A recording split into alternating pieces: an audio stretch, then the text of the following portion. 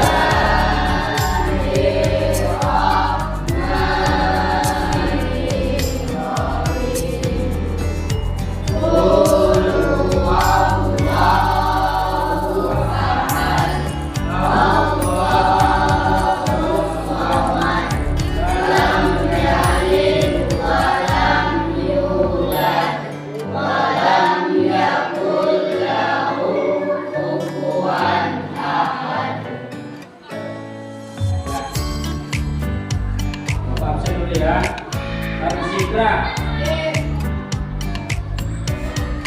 Cahaya, Putra, Atalia Helen, Yulia, ada semua ya. Baiklah anak-anak, Bapak minta berdiri dulu sebentar.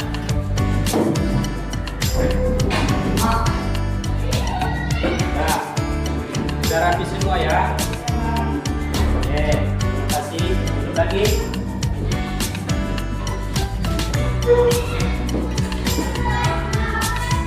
Apa kabar anak-anak? Alhamdulillah, luar biasa. Oke, terima kasih.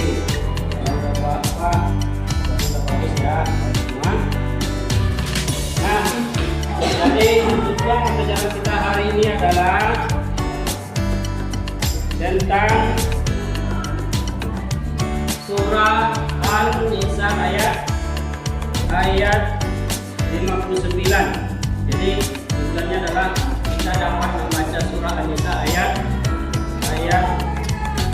59 dan surah An-Nahl ayat 64. Kemudian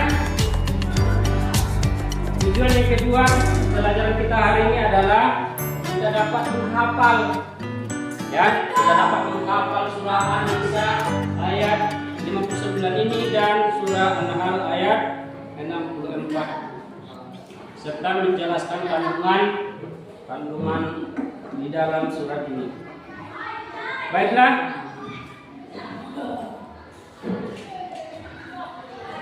kita lanjutkan.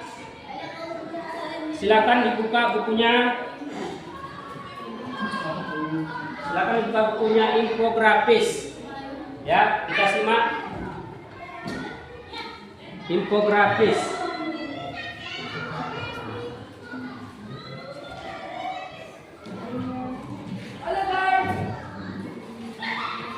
Ya, coba disimak itu gambar alur secara garis besar.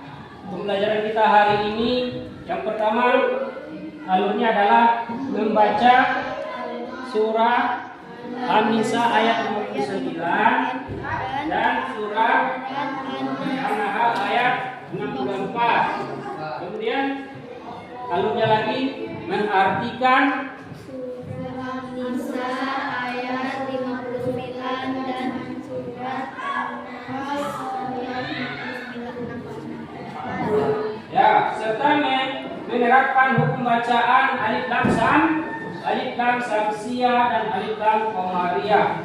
Ya, selanjutnya pantun pemantik. Silakan Putra dibaca. Ke Jakarta naik sepeda, jangan lupa untuk sarapan. Jalankan hidup bermakna, Al-Quran hadis sebagai pedoman. Ya. Kemudian kita lanjutkan halaman selanjutnya.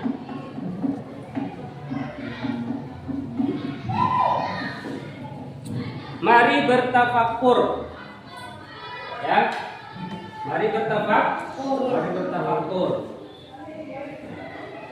Silakan dibaca Cahaya. Al-Quran menjadi petunjuk, penjelas dan pembeda antara kebenaran dan kebatilan. Al-Quran turun dengan pesan dan ajaran yang bersifat universal. Karena itu, hadis memiliki peranan penting untuk memberikan rincian atau penjelasannya. Seorang yang beriman terhadap Al-Quran harus percaya pula hadis sebagai sumber antara Islam setelah Al-Quran. Al-Quran dan hadis memiliki peran yang sangat penting untuk menjadi pedoman dalam menjalani kehidupan.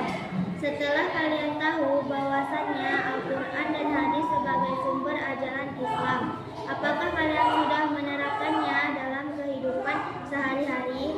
Allah berfirman, dan kami tidak menurunkan kepadamu Alkitab, Al-Quran ini melainkan agar kamu dapat menjelaskan kepada mereka apa yang mereka perselisihan itu dan menjadi petunjuk dan rahmat bagi kamu yang beriman.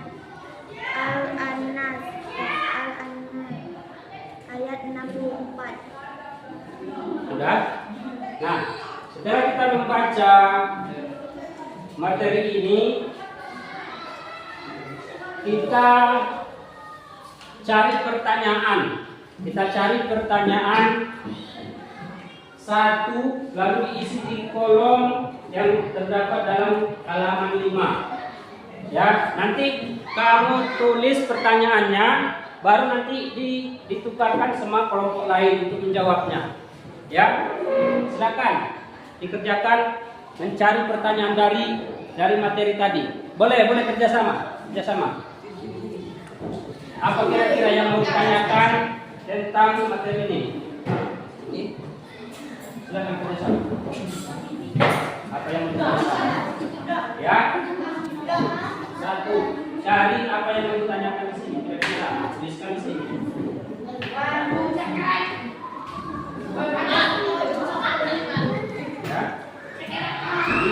Tulis pertanyaan di sini, cari pertanyaannya di sini.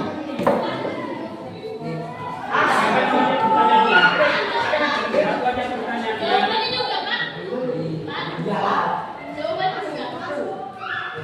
Kalian cari pertanyaan setelah membaca ini tadi, kan ada pasti muncul pertanyaan.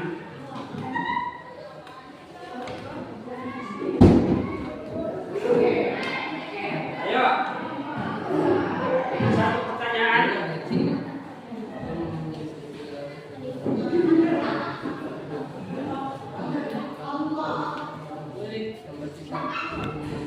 Sudah. Nah, silakan dikumpulkan kepada teman-temannya. Ya.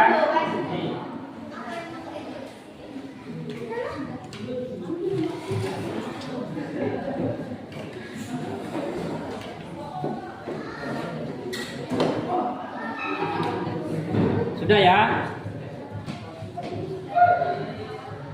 Oke, kembalikan ini.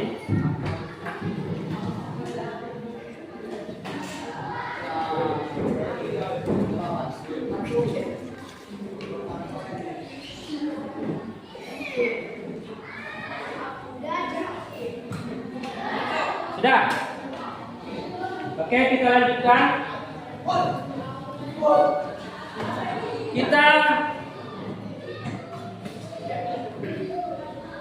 Kita akan membahas tentang materi kita. Kita harus fokus kepada yang pertama, definisi Al-Quran. Jadi harus tahu dulu kita apa itu pengertian Al-Quran. Apa itu pengertian Al-Quran? Al-Quran adalah wahyu Allah yang diturunkan kepada Nabi Muhammad SAW kepada Nabi Muhammad. Ya. Kemudian definisi hadis atau pengertian hadis. Hadis adalah perkataan ataupun perbuatan Rasulullah SAW.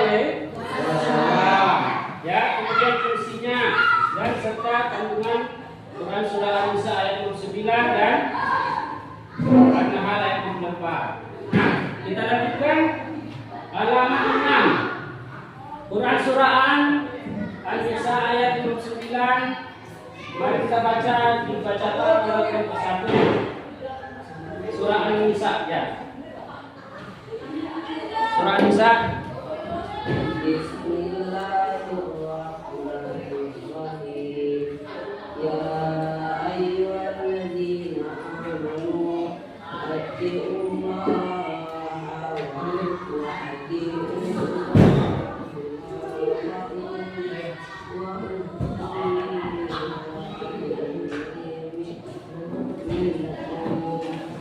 Ya.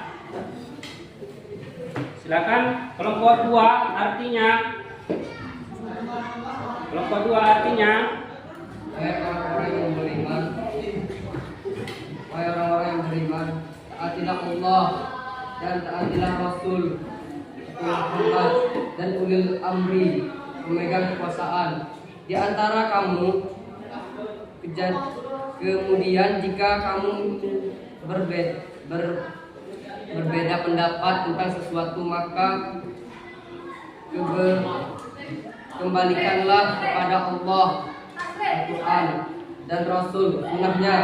Jika kamu beriman kepada Allah dan hari kemudian, yang demikian itu lebih utama bagimu dan lebih baik Alkitabnya. ya.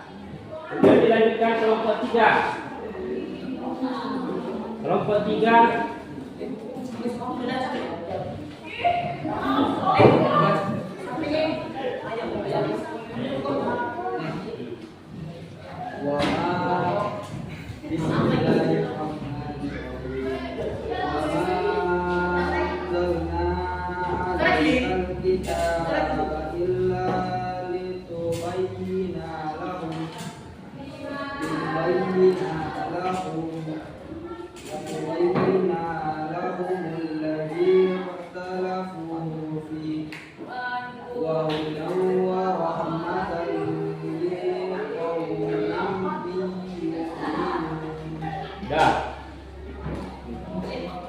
Kemudian kita lanjutkan halaman 8. Menerapkan bacaan alif lam samsiyah dan alif lam qamariyah.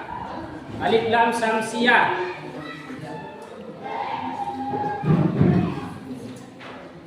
Silakan baca alif lam samsiyah.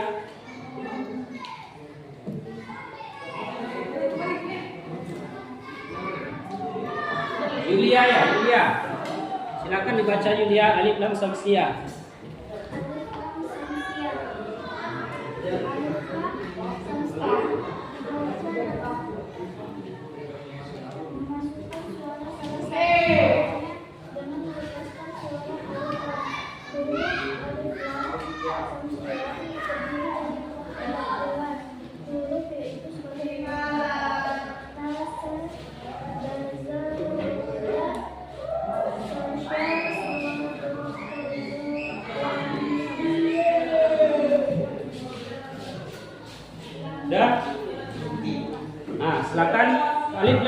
Qamariyah. Alif Lam Qamariyah terdiri dari 14 huruf, yaitu A, Ba, Ho, Ha, Ja, Ka, Wa, Ho, Fa, A, Ko, Ya, Ma, Ha. Contoh: Alhamdulillah. Ghairil maghdubi alaihim. Ya, itu dia contoh-contoh huruf ataupun huruf bacaan alif lam samsiyah dan alif lam qamariyah. Nah, kemudian kita lanjutkan memahami isi kandungan surah An-Nisa dan surah An-Nahl. Ya, yang pertama, kandungan daripada surah An-Nisa ayat 59 adalah menjelaskan untuk patuh dan taat kepada Allah. Kepada siapa lagi? Kepada Rasul dan kepada pemimpin. Kemudian isi kandungan surah An-Nahl itu adalah kita diperintahkan oleh Allah untuk menjelaskan apa yang diperselisihkan dalam perkara agama. Ya. Kemudian dilanjutkan dengan posisi hadis dalam Al-Qur'an. Ya, posisi hadis itu dalam Al-Qur'an. Apa posisinya? Yaitu fungsi daripada Al-Qur'an, fungsi daripada hadis. Silakan Fajar Maulana. Fungsi hadis itu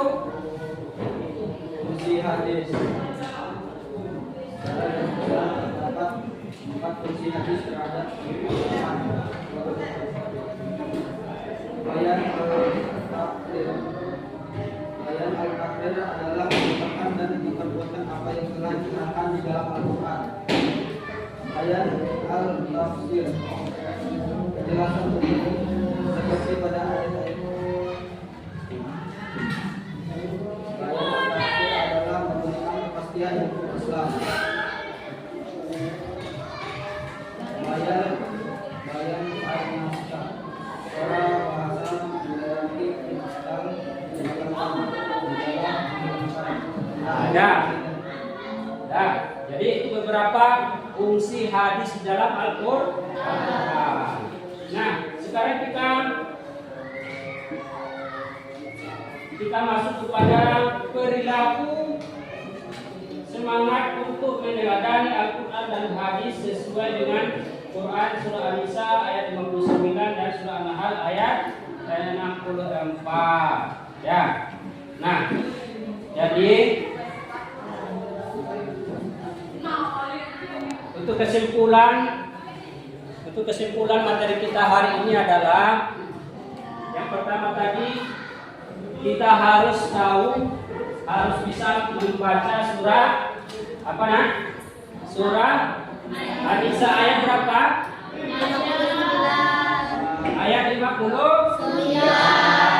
sesuai dengan ilmu tajwidnya.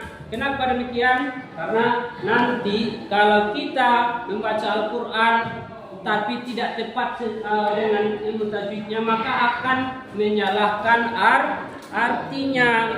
Nah, oleh karena itu kita harus tahu cara membaca Al-Quran sesuai dengan ilmu tajwidnya. Khususnya kita mempelajari hari ini adalah tentang alif lam samsiyah dan alif lam qamariyah. Ya.